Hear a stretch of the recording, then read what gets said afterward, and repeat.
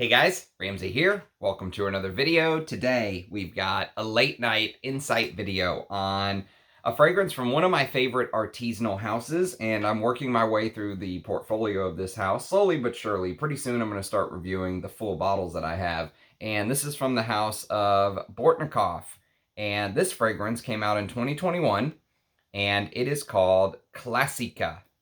Now, from the name, you might think that this is supposed to be a classic style, maybe Chypre or a classic style aldehydic floral or something like that. It's not. It's actually supposed to be a fragrance that is based on vintage leather fragrances. And I use that term very broadly. In fact, I'll read you the little blurb that the House of Bortnikoff ended up putting out on the fragrance.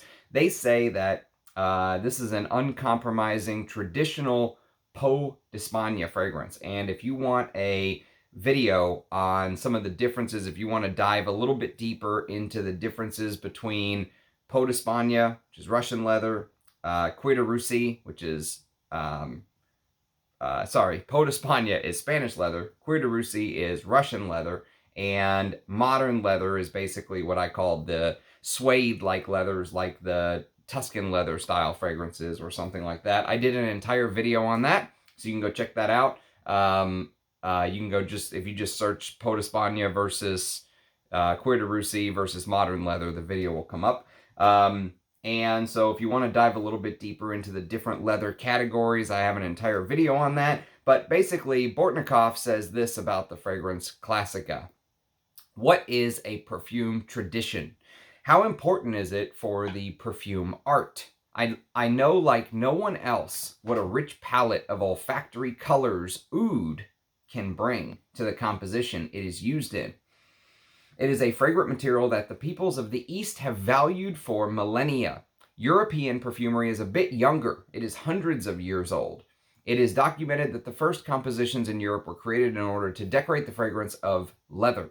And so they're talking about basically going back in time to when, you know, kings and queens of the European courts demanded that their gloves be scented, because back then, whenever you created leather, it was sort of a stinkier process. The leather sometimes smelled of piss or, you know, all sort of other tanning measures that were taken to cure the leather. And so they like to try to hide that smell. And so scenting the gloves was a very popular thing back then.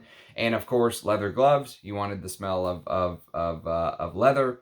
And so there are brands out there like Creed, for example, claims they had a Royal English leather, which dates back to the 1780s or something like that, which, you know, Creed marketing, what can you say? But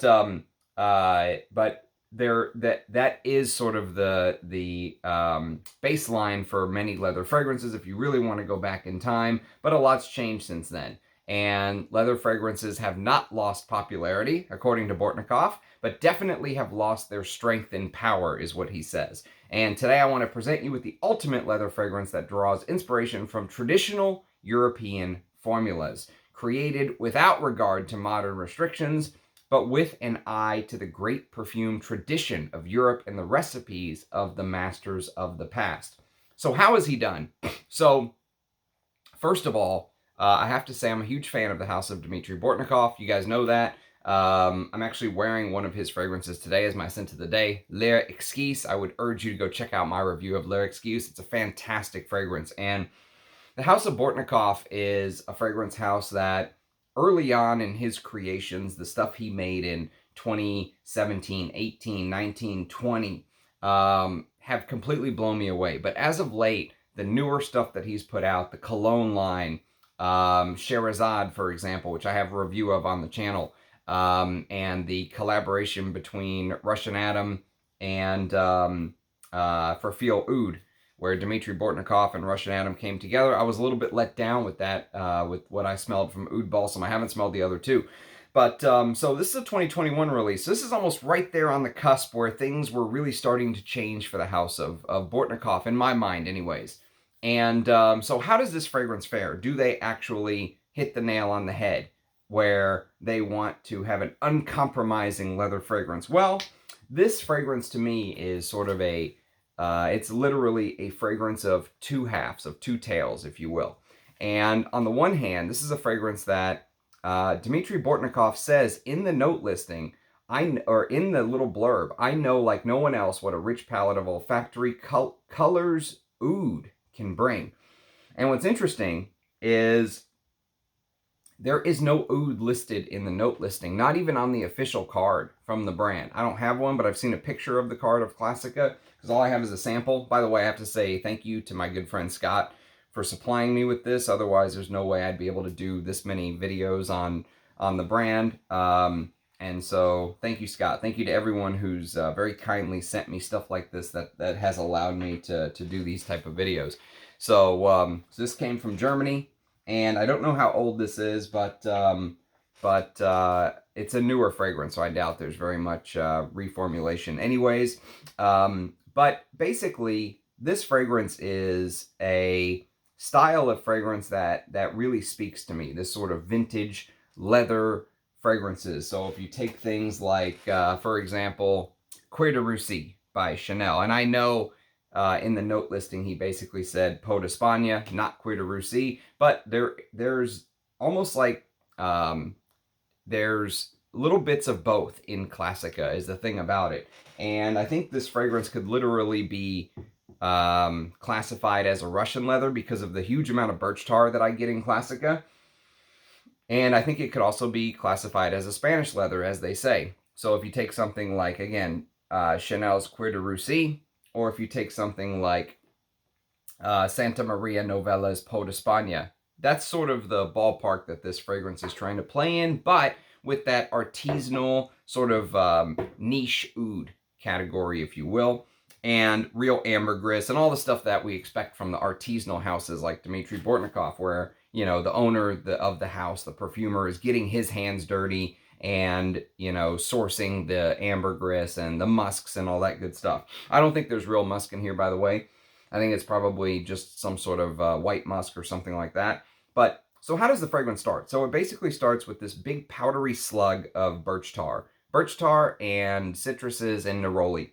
And if you've smelled Matthew Meleg's interpretation of a Cuir de Russie, he actually has a fragrance called Number 25, Birch Tar and Russian Leather.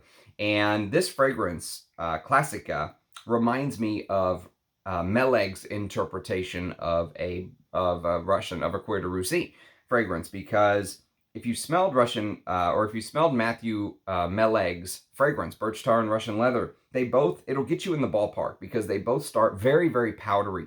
There's this powdery, almost like just this blast of powders in both of them. And it'll get you in the ballpark. I think I like Bortnikoff's interpretation better than Meleg's. The one fragrance from Matthew Meleg I smelled that just absolutely blew me away, my all-time favorite fragrance from him, is Civet Cat Chypre. That's a little different fragrance, but that also has a little bit of this powdery-like tinge to it. And but not everything is smooth sailing with Dmitry Bortnikoff's interpretation either, because usually, if there's one thing you know about sort of my take on Dmitry's perfumes, is that he is a master at using these floral compositions. The florals in his fragrances are out of this world. They are bar none. I mean, it's almost like he has a superpower, and his superpower is blending florals into a fragrance. And so if you take something like, for example, I mentioned Chanel's Cuir de Russie, right? This is the Eau de Toilette, and this is the Eau de Cologne. I think this is a 80s or early 90s bottle, and I think this is a 70s bottle, if I'm not mistaken. They're both some of the best. I mean, I could wear these two bottles for the rest of my life, and I think just be a happy perfume lover. It is that good. It is one of the greatest fragrances ever made. It's a top 10 fragrance for me. Like, if I was going to keep 10, that's one of the 10.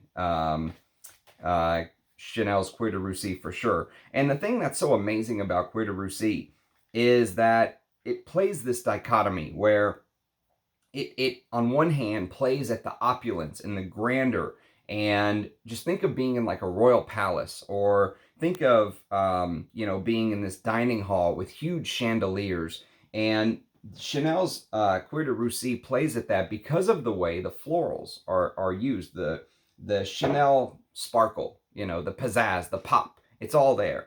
And just imagine being in this amazing sort of banquet hall, and dresses on the ladies are tailor made for them. It's not, something some lady picked off of the shelf. No, some designer made that dress for that person.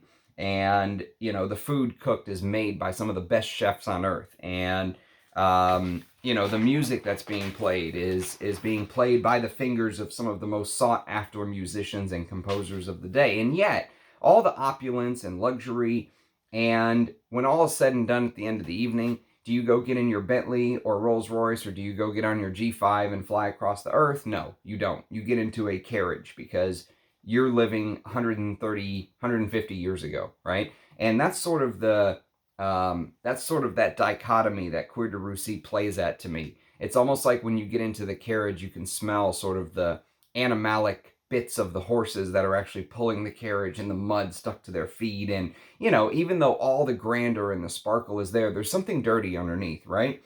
And Chanel's Cuir de Russie plays at that dichotomy beautifully.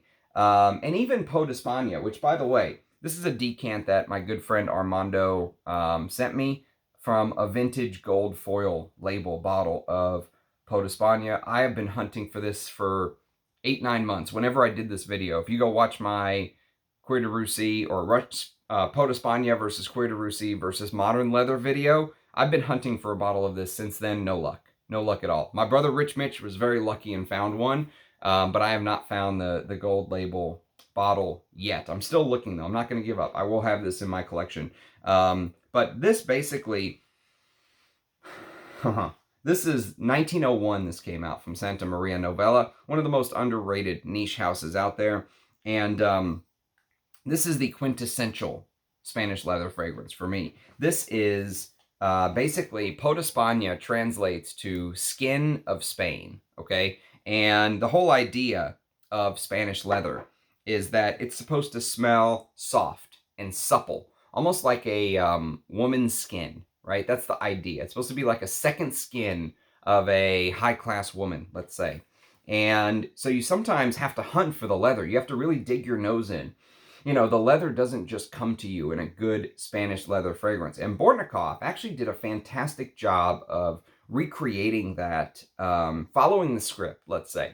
Bortnikoff followed the script of a Spanish leather fragrance in Classica. So it starts off very powdery with this vintage floral vibe. And like I said, normally Bortnikoff perfumes and vintage floral vibe would be a home run. But he's the king of florals, like I said. But here, the fragrance falls into sort of a similar trap that I was trying to think of another fragrance that falls into this trap where the florals are too much. It's almost like they don't feel very well balanced and blended with the composition, which is a very rare thing for a Bortnikoff fragrance to do. And I thought of Clive Christian #1 for men. And the marketing on that fragrance is absolutely disgusting. It's like the most expensive perfume in the world, which it's not anymore, but it was when it came out in 2001. And it's been overtaken by God knows how many fragrances since then. But if you've ever smelled Clive Christian #1 for men, there is this unbalanced floral powdery bit that just sort of attacks your nose, and it's not like I hate the fragrance necessarily, but it's nowhere near as good as the price is. Not even, maybe a tenth of the price is what that fragrance is worth. And the neroli in Classica just starts off a little bit out of place. Like, it shouldn't be there, whenever you're smelling a Spanish leather fragrance, having this sort of fresh, clean, laundered, imagine like folding a sheet, and just a neatly pressed folded sheet that's been laundered, and you just sort of set that sheet aside. And that's what the neroli comes across as. And yet, where your nose wants to focus is on the birch tar, because the birch tar is really, to me anyways, the birch tar is one of the most interesting parts of the opening. And I think what ends up getting in the way is the neroli in the top, and then into the heart where you want to focus on, let's say, the May rose and the iris and the frankincense, which you don't get very much frankincense in the traditional fashion. Don't think that you're getting to get some, amouage frankincense or anything here. It's not here at all. It actually does a pretty good job of being a soft, supple, powdery-like fragrance.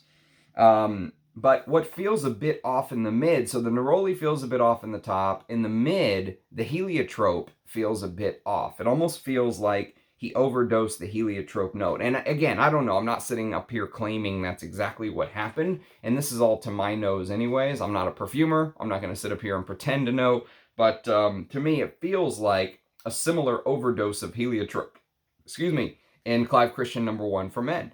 Where and heliotrope, by the way, just in general, is a very strong note. And heliotrope flowers too. I mean, if you ever have heliotrope in your room or something, and you have other flowers in there, you won't be able to smell anything except the heliotrope. They overpower everything, and they can act similarly in a composition. And that's what it feels like to my nose when I smell this. By the way, I've got about a 2.5 hour dry down here and a fresh spray right before the video on my right arm. And so I'm just sort of going back and forth. I have had a chance to wear this to bed. This is the third time I've worn this to bed because I wanted to make sure I really understood the fragrance before I did this review, even though it is a late night insight video. And one thing you should know about these type of leather fragrances is you cannot distill leather. Leather's not a note you can just distill. You have to perfumers actually have to create it from an accord of fragrances, fragrance ingredients, labdanum and birch tar and castoreum and styrax and that kind of thing.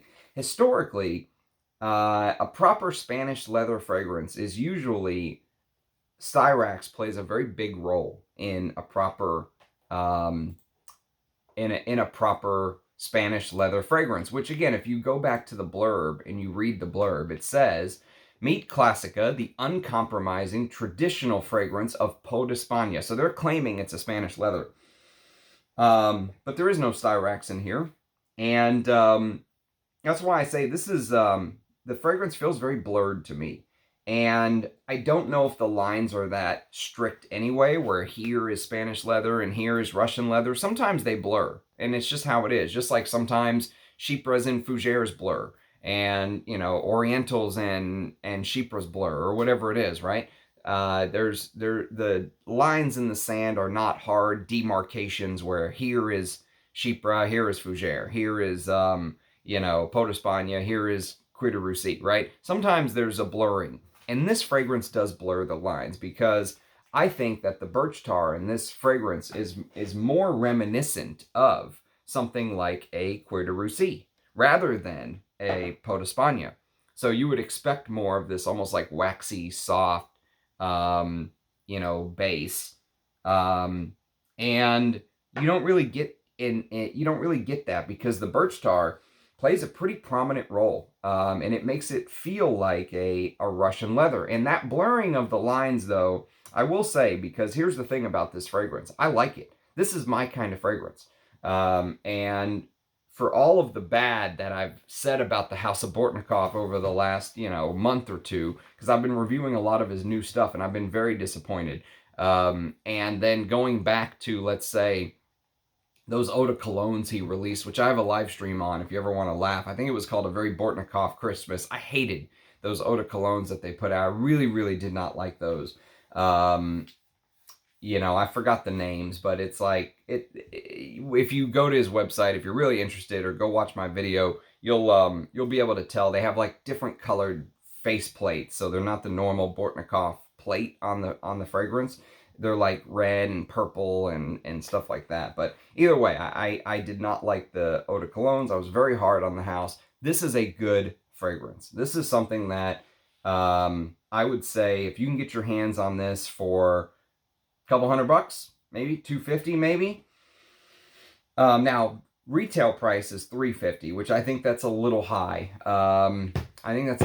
Now, one thing I should mention though is that if you go to Bortnikoff's website, this is sold out, as many of his fragrances lately have been sold out. I know he's been having some problems keeping everything in stock and all that good stuff, but to be honest, because of the little bit of I wouldn't say inaccuracies, but inconsistencies in the write-up, where he says it's a Spanish leather, but it feels like a Russian leather, and then he says, you know, rich palette of olfactory colors oud can bring to the composition, and then there's no oud listed in the actual note listing. Now, I do think there's some oud in here. It feels like there's some oud in here. It feels like because you know what there is? There's a little bit of a chocolatiness, and I've smelled that chocolatiness before. And to be fair, that could be coming from the patchouli in the base. There is a little bit of patchouli in the base, but I've smelled this chocolatey style in Bortnikoff's fragrances before, and I think it's one of his oud, you know, compositions that he likes to use. He has this chocolatey oud, which he used brilliantly in, you know, even things like Exquise, which I'm wearing today. There was like a cacao type oud in here. And of course, Oud Monarch, his most popular chocolatey oud, let's say. But there's a little bit of that chocolatey bit coming through in the background, but the powderiness stays throughout the whole fragrance. It really is very resilient. The powderiness really just sticks, and as I'm hoping it sort of dies away, it really never does. But I still really like the fragrance. It's just closer to the way Matthew Meleg built his Cuir de Russie than it is, I think, a Peau d'Espagne fragrance. But, you know, for me, if I'm going to go spend hundreds on a new fragrance, whether it's 200, 300, whatever it is, I'm going to buy a bottle of this. That's what I'm going to do. I'm going to buy a bottle of Peau d'Espagne by Santa Maria Novella. Now, I want the gold foil label, although there are many people who tell me that the new one is just fine. But the collector in me wants the gold foil label bottle. But God, this is good. I mean, you know, for me, this is the gold standard of Peau d'Espagne perfumes. And I'm going to do a full review on this. I'm going to review Cuir de Russie. And I've been saying this lately, but I have a lot of samples still to talk about, but I'm going to try to start mixing in some of these, what I'm going to call the all-time great series. So I'm going to start doing individual reviews on fragrances like this. But yes, this is a good fragrance from the House of Bortnikoff. Really enjoyed getting to know it. Thank you, Scott, for sharing this very generous decant with me, my friend. I hope you guys took something, you know, worthwhile from this review. I hope this has helped you sort of understand Classica. I think Max Aroma has a bottle. I think they have bottles of this for about $2.50. And since they're in New York, at least for me, when I order from them, I don't have to pay sales tax. So that's not bad. $2.50, free shipping, no tax. That's reasonable. But if I'm going to spend that much for me personally, I'm going to go for what I really want, which is this bad boy. So I'll be a patient ram and just wait. But if you have experience with Classica, do let me know. Let me know what you think of the House of Bortnikoff's new direction. Appreciate everyone watching. The support you guys give me is absolutely phenomenal. So I'll keep trying to make as many of these as I can. It's just a matter of getting to know the fragrances, doing proper reviews. And if I'm going to do the all-time greats, man, I am like almost in fear of not doing it justice, because my God, I mean, reviewing one of these feels like a huge responsibility. So that's why I've been sort of delaying. I've been delaying doing some of my all-time favorites, but I feel like it's time to mix some of those in instead of constantly doing some of these where I don't own bottles, but I have a little bit of juice and I'm worried I won't have any juice left over, so I have to do the review now kind of thing. But anyways, do leave a comment. Let me know what you think of Classica. Let me know what you think of the whole Peau d'Espagne versus Cuir de Russie debate versus modern leather debate. Love seeing your faces in the comments. Cheers, guys, and I'll catch you next time. Bye-bye.